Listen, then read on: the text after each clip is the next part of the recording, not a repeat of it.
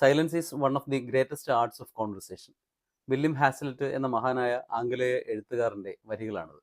നോക്കൂ, എത്ര രസകരമായിട്ടാണ് അദ്ദേഹം അത് പറഞ്ഞു വയ്ക്കുന്നത്. നിശബ്ദത എന്ന് പറയുന്നത് സംഭാഷണത്തിൻ്റെ ഏറ്റവും മികവാർന്ന ഒരു ഉപാധിയാണ്, അല്ലെങ്കിൽ ഒരു ടൂളാണ്, ഒരു പദ്ധതിയാണ് എന്ന് പറയാൻ പറ്റും. അപ്പോൾ ജീവിതത്തിൽ നമ്മൾ എപ്പോഴാണ് സൈലൻ്റ് ആയിരിക്കുന്നത്? പലരും പറയാറുണ്ട് ഉറങ്ങുമ്പോൾ സൈലൻ്റ് ആയിരിക്കും, അല്ലെങ്കിൽ മറ്റെന്തെങ്കിലുമൊക്കെ ചെയ്യുമ്പോൾ സൈലൻ്റ് ആയിരിക്കും. പക്ഷേ ആ സമയത്ത് നമ്മുടെ ഉള്ളിലൊരു ഇന്നർ കമ്മ്യൂണിക്കേഷൻ നടക്കുന്നുണ്ട്.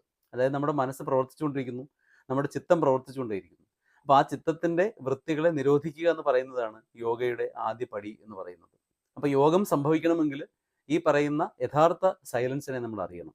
ആ സൈലൻസിനെ ഒരിക്കലെങ്കിലും ജീവിതത്തിൽ അറിഞ്ഞു കഴിഞ്ഞാൽ അതിൻ്റെ എക്സ്റ്റൻഷനായിട്ട് ഈ എൻറ്റയർ ലൈഫിനെ നമുക്കൊരു വലിയ കാവ്യമായിട്ട് മാറ്റാനായിട്ട് സാധിക്കും. അപ്പോൾ ഇതിനുള്ള അവസരമാണ് ഞങ്ങൾ ഒരുക്കുന്നത്.